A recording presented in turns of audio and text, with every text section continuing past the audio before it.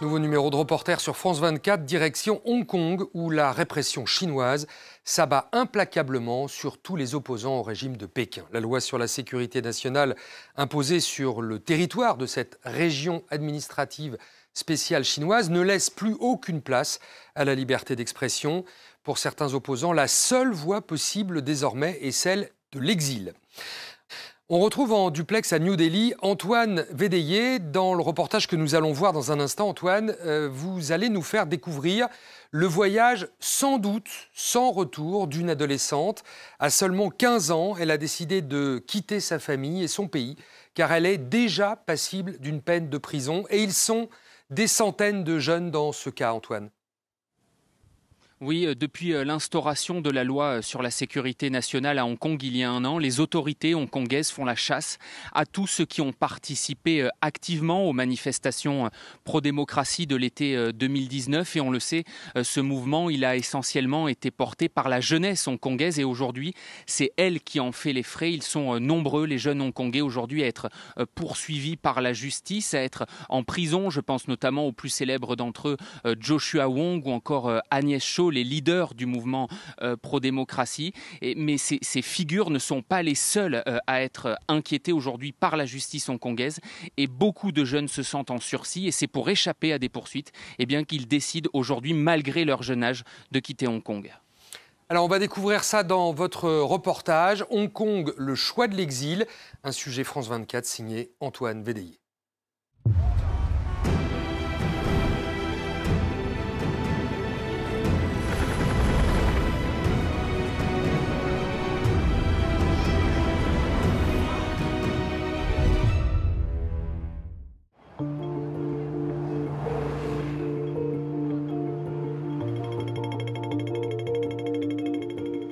Mui Mui s'apprête à faire un long voyage. À seulement 15 ans, elle a fait le choix de l'exil. Je vais à l'aéroport, s'il vous plaît. Seule, sans ses parents, l'adolescente va quitter Hong Kong.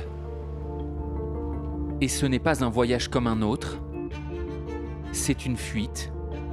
Mui Mui part pour échapper à la justice hongkongaise. Pour sa participation au mouvement pro-démocratie, elle risque jusqu'à 5 ans de prison. Là, tout de suite, je me sens triste. Et c'est un peu à contre-cœur que je m'en vais. J'espère que je pourrai revenir à Hong Kong un jour. Pour nous, la jeune génération hongkongaise, le futur qui s'annonce est très sombre. Je pense qu'en tant qu'opposante au gouvernement, je n'ai aucun avenir ici. Je pourrais être envoyée en prison. Je pense que vu le contexte, je n'ai pas d'autre choix que de partir si je veux m'offrir un meilleur futur.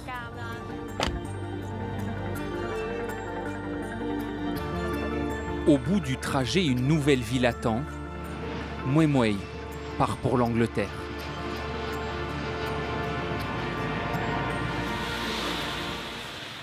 Londres est devenu le repère de ceux qui fuient Hong Kong.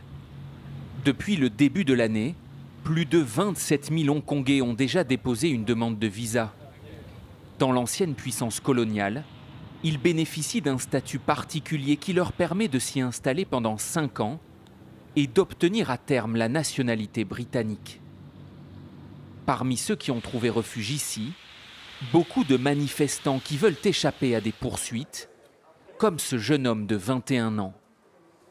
Depuis le mouvement pro-démocratie, il s'est donné un surnom, Malcolm.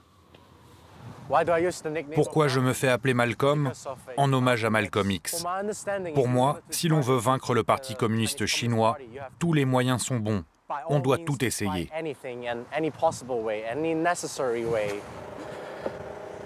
À Hong Kong, Malcolm était à la tête d'un groupe de manifestants coutumiers des affrontements avec la police. Il est l'un des premiers à avoir rejoint l'Angleterre. Ici, il a fondé une association qui vient en aide à ceux qui souhaitent fuir l'ancienne colonie britannique. Les Hongkongais doivent s'aider les uns les autres. Nous avons la responsabilité et le devoir de soutenir ceux qui nous contactent pour nous demander de l'aide. Depuis un an, Malcolm a aidé une soixantaine de manifestants à rejoindre le Royaume-Uni. Ce soir-là, il fait route vers Blackpool dans le nord de l'Angleterre.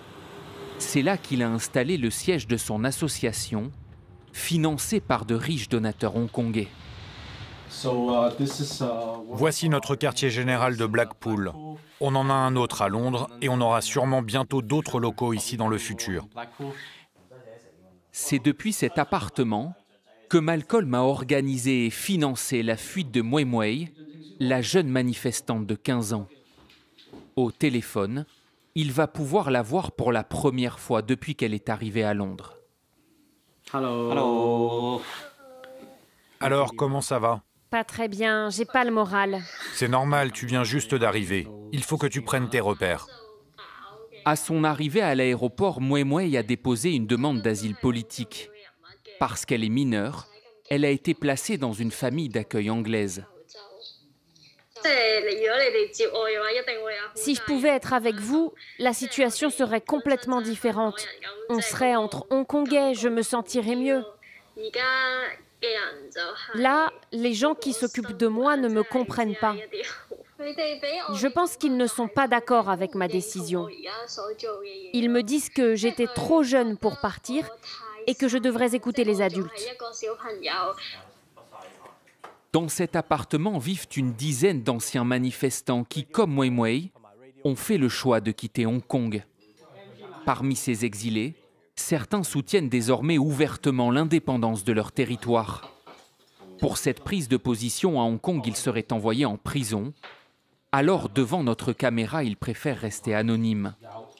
Ils sont venus au Royaume-Uni pour retrouver les libertés qu'Hong Kong leur a confisquées. Je pense que Hong Kong, tel qu'on le connaissait, est en train de mourir. Et je pense que le Parti communiste chinois est en train de prendre le contrôle sur Hong Kong. Un contrôle total, que ce soit sur Internet, sur les libertés individuelles, les libertés de manifester, d'écrire ce que l'on veut.